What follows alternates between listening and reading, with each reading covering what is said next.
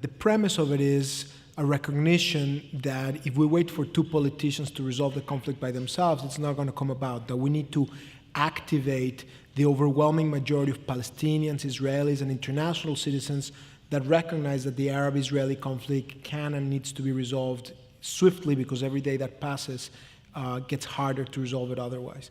And in its first 10 years, what One Voice has done is build a human infrastructure of moderates. It's the largest movement of its type in the region. It has tens of thousands of people that have signed on to the movement, thousands of youth leaders that have been trained through the program, and chapters in 28 offices across the West Bank, Gaza, and Israel, 500 activists in Nablus, 50 in Kalkili and Tulkarem in refugee camps in the largest universities in Palestine and in Israel, a small chapter in Gaza. And what we've done is to try to prepare young people to organize themselves and to build a community and a network so they can mobilize their societies to propel politicians and build a base of supports towards propelling the politicians towards a two-state solution. Where we failed is that every day that has passed, we've been talking a lot, but negative facts are being created on the ground. So over the last 5 years, we've been trying to figure out how can we align all of these forces and empower all of these different constituents to work in tandem to take us from where we are to where we need to go.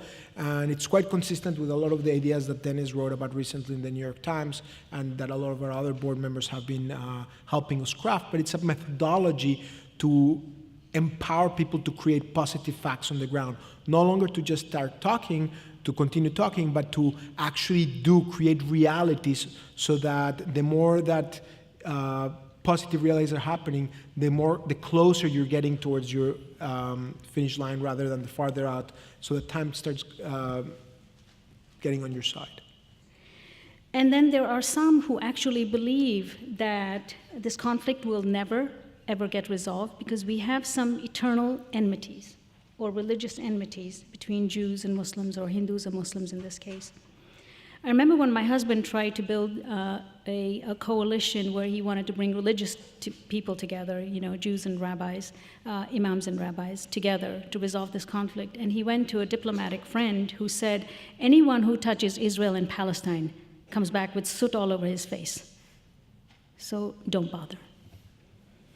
I really don't blame people for thinking that, because when we dig through all the agreements that went wrong and got lost in the clutter of the broken promises and treaties and failed initiatives, we have focused too heavily on analyzing the missed opportunities and mistakes of the other.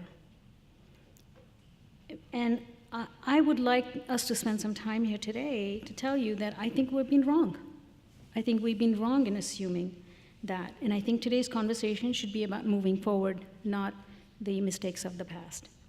The experience that I've had when I began with Daniel and One Voice in going back to the region and really meeting Israelis and really meeting Palestinians for the first time was extraordinary, because they all knew me. And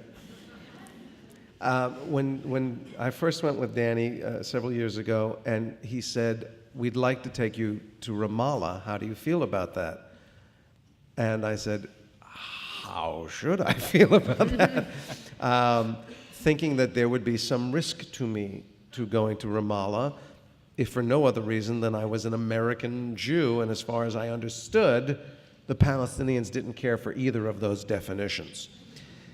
So when we first got out of the car in Ramallah, I had as low a profile as I could possibly get, and I think I told this story to somebody outside. One of the vendors on the street saw me come out of the car and went, "George! George!" And suddenly, I have all these people rushing over, and I am stunned, that they know about this show, even more stunned, thinking, what? does a Palestinian watch when he's watching these 4 crazy New York Jews running around? What do they want? What are they engaging with? And if anything, they would hate us more, wouldn't they? I mean, we're pretty despicable people on that show. And they were so thrilled. And that immediately told me that expectations, or when we think of groups as groups, when we think of events as events, we do not think of the very basic reality, which is there are no groups, there are no events, there are people, there are individuals. And on that most basic level, we are all more alike than not.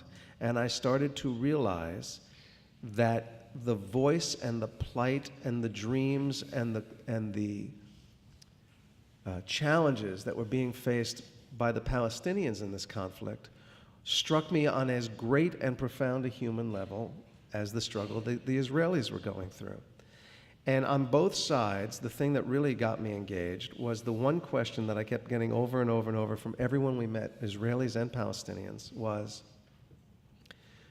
do you know about us? Is our story being told? Does America get us? Do they know about us? Can you see us? And the honest answer that I had to give was no. You both do a really sucky job of telling your story. Because really, for the average American, we only hear about you on your worst days. And for Americans, Israelis, unless you have family there or have some personal experience, if you're just getting Israel and Palestine through the news, there's only 2 definitions on both sides. An Israeli is either a victim or an occupier. The Palestinians are either terrorists or a victim. That's all we hear about. That's all we know. And whenever those stories come to us, we never think, wait a minute, that's a mother and a father and a husband and a wife and a sister and a brother and a doctor and a lawyer and a student and an imam or a rabbi or a bus driver or whatever it may be. Because at the bottom line, at the most fundamental line, that's what those people are. That's who's in this conflict. This is not just how do you resolve the political differences between the 2 sides. This is how do you build peace between 2 societies, 2 communities? How do you build bridges so that if you had political understandings, you'd have a reason to believe that what you've achieved could be sustained? What has troubled me more than anything else with where we are now is that I see among people on each side disbelief. Disbelief is not a loss of confidence. Disbelief is a loss of faith. That's much more fundamental. Now, if we're going to try to build peace, we have to find ways to restore faith. We have to find ways to restore belief.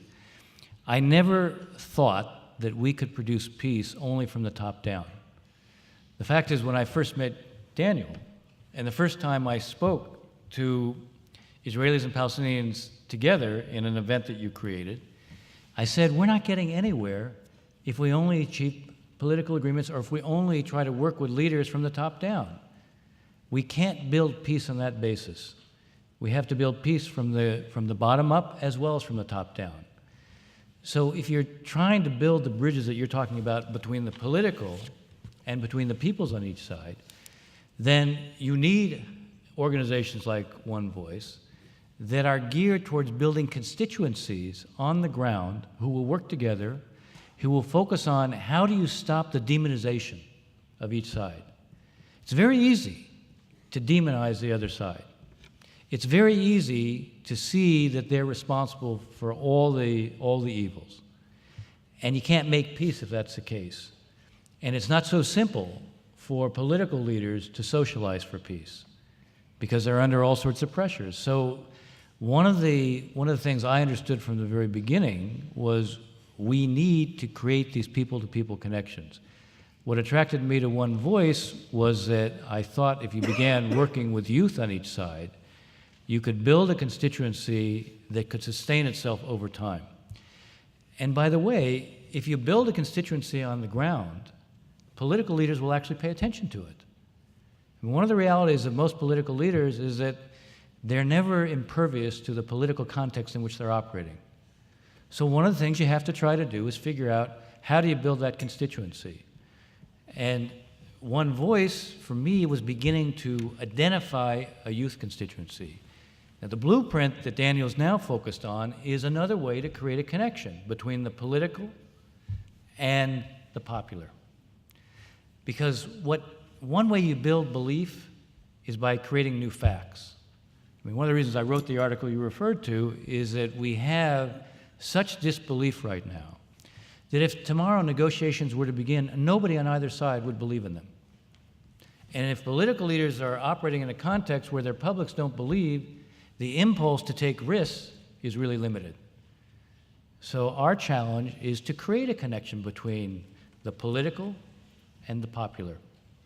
Our challenge is to build the constituencies that are not the same old faces, that are not the same old suspects, but are, in a sense, those who begin to see that there are practical benefits from peace that they can feel, and that there are those who are sufficiently committed that they will invest themselves in a way that demonstrates that life can change. If negotiations are to resume, they have to be accompanied by something at the same time that demonstrates that something is new, something is different. And then you'll get much broader publics to take a second look. If peace is going to become possible, and I refuse to accept that it's not possible. I mean, someone once said to my wife, "Gee, your husband is really committed to this." She, of course, said he ought to be committed. But you know, there isn't an alternative to this. The Israelis are not going away, and the Palestinians are not going away. Neither side can wish the other away. And there is no such thing as a one-state outcome. There's a one-state conflict. There are two national movements, two national identities, and there's going to be two states for two peoples. And we have to build the connections between those peoples so they become an advocate for their own future. Daniel, how does it actually get done? How does it work? What is the blueprint? Well, first of all, we're not giving up on building the human infrastructure. That's what we've done for the last 10 years, and we're going to continue doing that and building that movement, and the people that you've talked to, we'll continue to strengthen them. Our Palestinian office, for example, our Palestinian partners this year have already recruited 500 new youth leaders, and their goal is to get 1,000 new activists, young leaders that are going to organize their communities. They have several thousand now in Nablus, in Hebron, in places in the Kalandia refugee camp, in places where you wouldn't imagine. You have a lot of people that are fed up, and they do it out of their enlightened self-interest. Palestinians for the Palestinian cause, to end the occupation, to build a vibrant Palestinian state. Israelis for their own cause, because they want peace and security and a sustainable future for their state. But they join together in the vision. Why we call it One Voice is because we have a plethora of perspectives and very different voices, but they all come together as one voice for a two-state solution, two states for two people. What we're in the midst of preparing now and starting to do are concrete processes that will actually create the foundations for two states. As an example, we are about to announce in 4 days the creation of the largest caucus in the Israeli parliament, in the Knesset. Up until now, it was the second largest caucus, which should be a cause for celebration, except for the fact that the only caucus that was larger was the Greater Israel Caucus, which is about preventing the creation of two states. But as of 4 days from now, my Israeli partners assure me they've now received more and more Knesset members that support legislating two states as a policy for the Israeli government. And let's not underestimate the power of passing a bill in the Knesset where the majority of the Knesset members say two states for two people is the national policy of the Israeli government. If you achieve that, it's extraordinarily powerful as a confidence building measure to the Palestinians, as a statement of a vision for the Israelis for them to start believing. The Israelis have a whole legislative agenda through the two-state caucus that One Voice Israel helped create, but that's guided by 40 members of the Israeli Knesset and hopefully more as they grow, on the different legislative pieces they can pass to start creating positive realities, legislative and facts on the ground.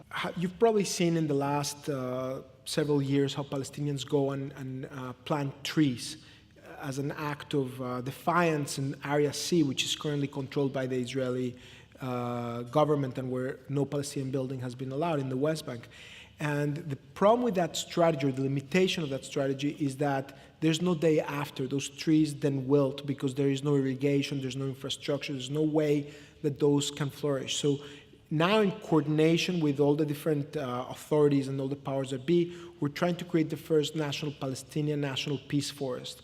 And we have thousands of youth leaders and elderly members that are part of our community. And on the Palestinian side, their vision, and they're starting to implement it, is to create a forest where there's going to be 10,000 Palestinian trees planted by Palestinians with their own hands, and where they're going to plant olive trees, almond trees, and other organic crops. We're going to create a menu of options for how people can get engaged and make a small or mid-sized or large contribution. And we have garnered the support of President Abbas, of Ehud Olmert, of Tony Blair, of dozens of business leaders, dignitaries, and musicians and others.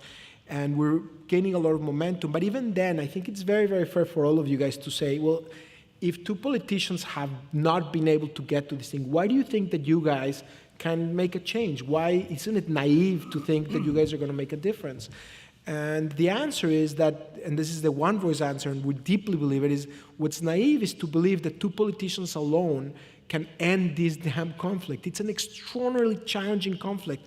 And so long as we as moderates in this audience and across the world don't take action, we create a void that gets filled by those most passionate voices who have an extremist agenda, an absolutist agenda. And whether it's Hamas entrenching itself in Gaza, or Israeli settlers who believe that they have to have the entire state, they're going to prevent what Dennis shared of being the only possible solution, which is 2 states for 2 people.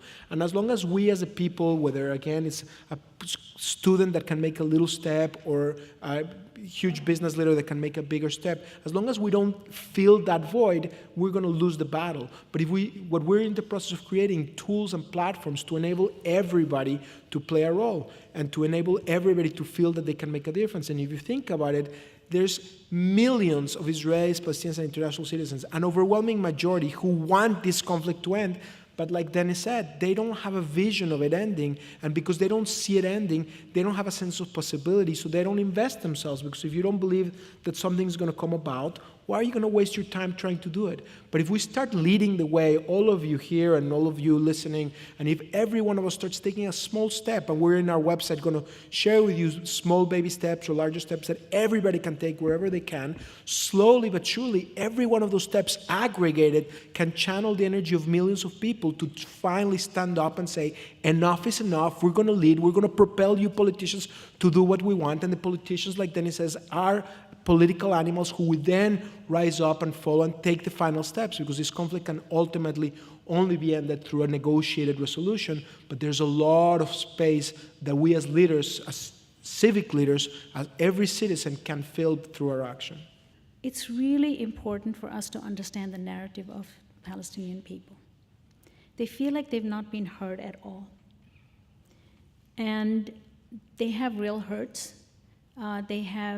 Their identities are getting stripped. Many of them cannot go back home. I can't imagine as a Kashmiri if tomorrow I could not go back to my own homeland. I think I would become psychologically traumatized. The fact that I couldn't touch that place or that tree or that hearkening for the homeland is almost like the hearkening that you have for your parents. It's that strong a hearkening. So if the Jewish people have a hearkening to go back to Israel, why shouldn't the Palestinian people have a hearkening to go back to their own homeland or to live in the homeland that they grew up in? And I'm going to tell you a story. We were having a dialogue between Jewish institutions and some Muslim organizations, and I had present several prominent rabbis whose names I won't mention because this was in the early part of our dialogue. And there was also an imam present. Now, I did not realize this, but the imam was Palestinian. And one of the rabbis came. It was just a small round table. We were having dinner together. One of the rabbis came, and he said, I have to leave early because I have to go. I have to catch a flight. So the imam said, oh, so where are you going? He said, I'm going to Israel. And so the imam said, were you born there? He says, oh, no, I was born in Brooklyn. He said, when you go to Israel, kiss the ground for me. And he says, why do you want me to kiss the ground? He said, because I was born in Ramallah, I cannot go there, but you kiss the ground for me. Now that was the moment when our entire interfaith dialogue went from interfaith dialogue and it transformed into a completely different relationship. The rabbi that was there was so moved by that. And I know over years we have become really good friends. Unfortunately, this imam passed away and he's never been able to go back to his homeland. But the narrative of the Palestinian people has to be heard. There has to be almost like a truth and reconciliation. Just an example, Jason, of since you came up with this idea already twice today, of how this blueprint works, and now I'm going to put him on the spot.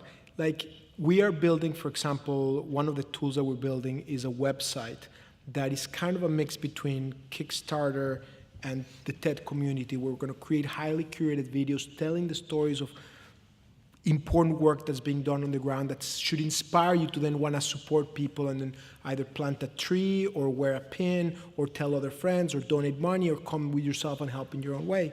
And we're also going to let anybody come up with their idea. So as an example, you could create an initiative like that and then find people that can support you in bringing it about. Somebody might be able to donate money. Somebody on the ground might start organizing the community on the Israeli side. Then a Palestinian might find inspiration to do the same, and vice versa. That's one of the tools that we are going to be launching in the near future.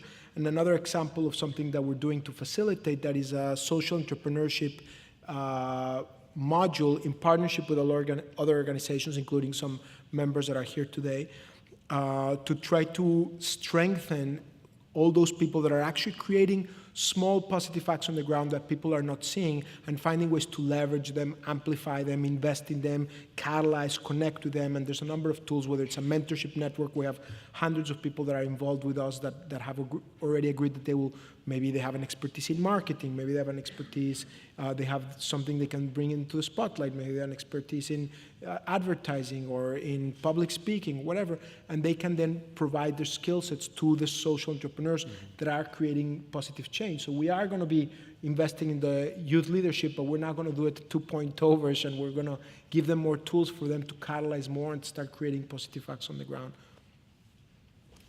So Jason, you can start that one. I'll start that one, okay. Well, actually, I'm going to keep you on the spot here because that's a beautiful thing, right? And we'll all say, wouldn't that be wonderful? And then the cold water will be thrown in our faces, probably by somebody else, and they'll say, that's never going to happen. And that's very, very nice, but that's never going to happen.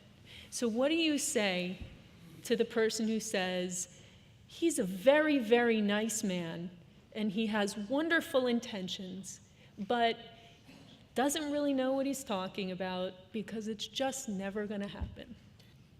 This crisis has complexities, and the solution is complex, but it's also not. It is as simple as people saying, we're done with it. We're done with it. You need to exist, you need to have sovereignty, you need to have dignity, you need to have the hope that tomorrow will be better than today. We need the same thing. When we care about that more than we care about being right or holding on to what we've got, it's done. It is not impossible. And the people that say to me, that's impossible, I go, no, you've made it impossible for you. And when you decide that it is so intolerable that you will demand a shift in your position, it will be done like that. One thing we need to acknowledge is that the challenge is enormous, and partly because for every one negative step that you see, you probably need like 100 positive ones because of the power of the media, the way our brains work, the way we as society operate, the way we as moderates tend to be more passive. And it's extraordinarily hard to win this battle. Nobody should mistake the fact that it's going to take a lot of work because one act of extremism, it can overwhelm so many positive actions. So then the following question should be, well, why are you still optimistic that you're going to win? And the answer is it's not about optimism. I'm not at all optimistic. Frankly, I live in worry. And my friends know that I'm worse than his character in George in Seinfeld. I'm like always worried. But what drives me is not a sense of optimism. It's a sense of determination, like Dennis was saying earlier. There is no alternative. There is no alternative. And if we don't do it, nobody else is going to do it. But if we start doing it and we start creating little positive acts here and there and here and there, and we start overwhelming the system, and we start all of us just taking a little steps, together we absolutely will win. There is no alternative, by the way. There is no other way for this conflict to be resolved. Can I just say that the same 70% on each side that support the two-state solution also believe it will never happen. So if you don't begin to create some steps on the ground that show, no, actually it can happen, then the disbelief is going to continue to feed itself. It's not just that momentum builds momentum, it's also that loss creates further disbelief. And there will be acts that continue to demonstrate that fear is the right preoccupation. You know, that's why you don't have a choice but to try to build a kind of phalanx that sort of says, you know what, every day we're going to do something. It's the only way you're going to be able to compete with those who are determined to prevent this from happening. And one of the reasons that I haven't been prepared to give up is because I'm not prepared to give in to those who want us to give up. They don't have a solution. They have only an answer to perpetuate the conflict. We can wait until somewhere down the road that the mutual exhaustion produces an eventual outcome. But the problem with that is the pain that you have to endure during that period is so great it makes it even harder to get there down the road. And if you don't have an alternative, then you focus on, all right, what can I do now? And I'm like you, Daniel. You know, I'm not an optimist. I'm a realist. And I realize if you don't do this, you just pay a bigger price. And you're not going to end up with a different outcome because sooner or later you'll come back to this. Now, the problem, and I was always struck by this, the gap between what I saw in the negotiating room and the realities on the street. It's one of the lessons that I drew from this whole process, that the wider the gap between what happens in the negotiating room and what happens on the street, the less likely you are to succeed. It brings me back to, again, why I became associated with One Voice, because we have to narrow that gap. You know, it's not that I didn't see it in the negotiating room, it's precisely that I didn't see it outside the negotiating room. One Voice is not a partisan organization. It's not an ideological organization. It has a premise that you need to build a peace constituency. And the peace constituency is among Israelis and Palestinians.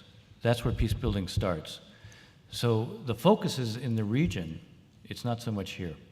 Though we do, with deference to all my team members in the U.S. that work very hard on that last mile, on that stretch, we do recognize that Dennis and maybe 10 of his colleagues that are on our board have a very important role to play in also educating members of Congress and the White House as an ancillary step to what we do. We do think that the U.S. government has an extraordinarily important role to play. We just think that who needs to lead are the people on the ground. What are 2 or 3 things each of us can do now to improve understanding and relations in the Middle East? Because that's about everybody finding their role, which is One Voice in the people's blueprint, and being immediately responsive when you see what's missing. Jason? Well, the thing that made the biggest difference for me is not something that every person can do. The biggest help to the region, as well as help to me, was going. Because without the on-the-ground experience, without seeing it, without talking to the people involved, we are only as knowledgeable and only as engaged as we can be from thousands of miles away through someone else's description of what's going on. So I have many friends, and many of them are Jews, who will refuse to go to Israel. They just think, I'm not, for a number of reasons. One is they can't imagine walking down the street and not feeling imperiled, which I have never felt. And they have chosen to believe and find themselves feeling guilty by association with the narrative that Israel is an aggressive, occupying Zionistic state, and that it only functions under that mandate, and they don't want to be seen as supporting it. The truth is, for me, it is our lack of understanding for a place that is complex and hard to understand. And that certainly has not gotten through a book, and has not gotten through a film, and has not gotten through a news account for the most part. Engagement with the people would be one of the greatest gifts for both sides that we could ever give them. The experience I had of saying, I hear you, I see you, and I will attempt to take your story outward and tell it, is a big gift. Daniel may not say it, but organizations like One Voice need financial support. That is another way to engage. It's in some ways the easiest way, but it's very real, and it's a great resource, and it starts. You know, through my limited perspective, those are the two great gifts, is to, I find myself in more conversations with people who espouse opinions about this conflict, and I say, have you been there? And they go, no, and I say, then whose opinion are you sharing with me? It's certainly not your own, and it's certainly not anybody who's there and engaged. I think one of the things that is true is this: as an American, we have the ability to go back and forth in ways that Palestinians and Israelis can't. They don't often cross the border. And the irony of experiencing the reality of having 70%, 75%, the vast majority of a population on both sides saying, we believe in peace, but there's nobody on the other side for us to talk to. And I say, that's exactly what the other side just said to me before I came here, is a revelation to them. So to the degree that we can play, not diplomats, that's Dennis's role, but human beings that can provide some sort of connection between human beings that have been sort of consummately separated. That's the biggest achievement of the fringe, is that, much like in American politics, the wedge it's working great. The wedge is really great, and it exacerbates every problem and makes it worse. And any time that you can eviscerate that wedge, it's a good piece of participation. So for those who can, for me, that's one of the greatest contributions you can make. I would say that you have to investigate the facts for yourself and not rely on information that somebody else is feeding you. You know, I think I don't have a lot to add to what's been said. I think some of the projects that are part of the blueprint would be, if you go to the website and you look at some of the projects that you could support, it's not just the idea of financially supporting One Voice. You could also look at which of the projects you could also either financially support or think about how you could actually pitch in and help make them happen. I mean, this is the thing about One Voice that makes it particularly attractive is that it's an active organization that actually wants to do things, not just talk about things that you would do. So I would focus on some of these projects and see if there's a role that you could play with regard to some of those projects. I ask very little from you. I just want you to visit the website, onevoicemovement.org, and just sign up to receive more information. That's all I ask. And then as we develop the programs that we shared with you, because the website does not yet share all the details of the blueprint, they're being worked on. You're among the very first people. In fact, this is the first public moment where we share what the blueprint is going to be. This is hopefully an important moment when we look back 2, 3, 4, 5 years from now and it gains the momentum that we have the vision to it. You can be proud this was the first moment where it was shared in public. It's the first public unveiling of what we're doing. But our website does not yet reflect all of the projects we shared with you. Just sign up and maybe invite one friend of yours, send an email to them, say, go, please look at this. And then as it develops, we will send you, and we're very sensitive about not crowding your email box too much. We'll send you information, and you'll find your own way to get involved. But I ask you whether it's through One Voice and any of the many things that we're going to be doing and supporting, or through any other organization or any other way that you want to find a way to get involved, because this conflict will impact your lives. It already does in more ways than you realize, and it's only going to get worse if we don't resolve it. And every day that goes by without that resolution gets harder. So please find your own way to get involved, whatever that way is. And thank you, Jen, so much for moderating. Don't leave here tonight without writing down for yourself what the one thing is that you can do to end this conflict, because there is an array, a diverse array of people who have sat here and experienced a great deal and have a great deal yet to offer, but they're doing it because they want all of us to do it. This is not saved for the realm of famous people or of people who have founded organizations and are doing work globally, for social entrepreneurs, ambassadors, politicians engaged at the highest levels. It's for everybody. There's a place for each and every one of us to fill in the blank. So don't leave here tonight without figuring out where you fit.